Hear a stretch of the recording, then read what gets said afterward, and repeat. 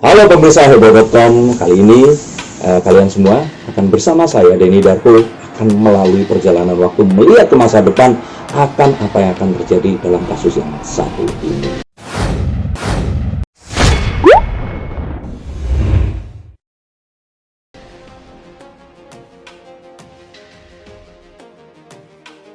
Nah, kalau saya pribadi melihat hal seperti ini, saran saya sih sebaiknya ngobrol aja deh. Coba ini diselesaikan. Karena awalnya, seperti tadi saya ceritakan, ini adalah sesuatu yang positif, sesuatu yang sangat mengembirakan, saling mendukung, dan kebahagiaan dan cinta itu ada di situ.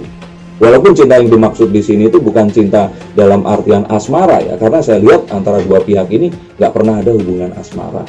Jadi ini truly kalau saya lihat lebih ke bisnis, transaksi, dan sesuatu yang ada hubungan dengan ya keuntungan finansial itu saja. Nah, kalau tiba-tiba semua orang sekarang bereaksi, terus kemudian membuli, mengatakan yang tidak-tidak, pesan saya sebenarnya nggak untuk L atau wanita beragenda, tapi untuk para netizen di sini. Satu, saya tidak akan membicarakan tentang kesucian dan sebagainya, tetapi kita berikan kesempatan siapapun untuk membela dirinya, untuk menunjukkan sesuatu fakta yang dia percaya itu ada. Jangan kita terus kemudian mengatakan sesuatu, melakukan tindakan yang akan membuat kita bahkan lebih buruk daripada apa yang kita tuduhkan, apa yang keluar dari mulut kita ini tadi. Ingat, sesuatu yang kita tuliskan di sosial media akan terus ada di sana, dan itu punya potensi hukum yang besar, dan itu juga punya konsekuensi yang besar pula. Itu akan jadi kurikulum vitae atau menjadi satu acuan kepada seseorang yang akan bekerja sama atau menerima kita kerja. Ingat, kalau ternyata kita nanti kerja terus kemudian interviewer kita akan melihat ke komen-komen sosial media kita, apa yang akan terjadi? Apakah Anda akan menerima orang yang seperti Anda sekarang ini mengatai wanita beragenda atau si L itu tadi, atau siapapun yang kalian anggap itu lebih buruk daripada Anda sendiri? Nah, itu adalah satu hal yang harus kita pikirkan.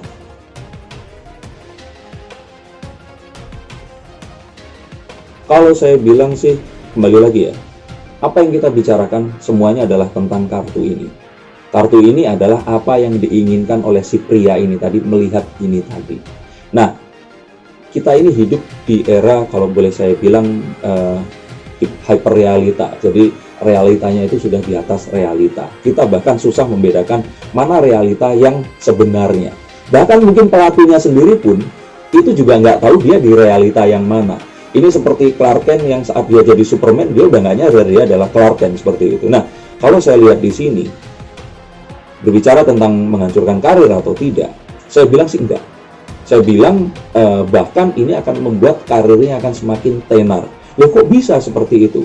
Karena orang-orang membicarakan. Karena selama setahun kemarin itu nggak ada apa-apa, terus kemudian sekarang semua orang membicarakan. Meaning ada demand, ada permintaan, dan di Indonesia ini orang nggak peduli apa yang akan dilakukan dan apa yang melekat kepada dia. Saat dia on demand, orang pengen tahu.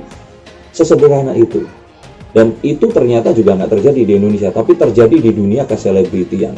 Jadi orang itu pengen tahu saat dia melakukan sesuatu. Dan saat ini, semua orang kemudian melihat kepada dia. Dan saat traffic terkumpul, ya otomatis harga akan naik. Dan otomatis ada bisnis di situ. Nah, intinya di situ saja. Jadi kalau ditanya apakah karirnya akan hancur, ya secara hancur secara karir sih enggak. Tapi kalau secara image, nah itu yang kemudian orang akan mempertanyakan. Tapi bukan image terhadap orang yang membayar ini tadi, tapi image-nya terhadap orang yang dia sayangi dan dia cintai. If you know what I mean.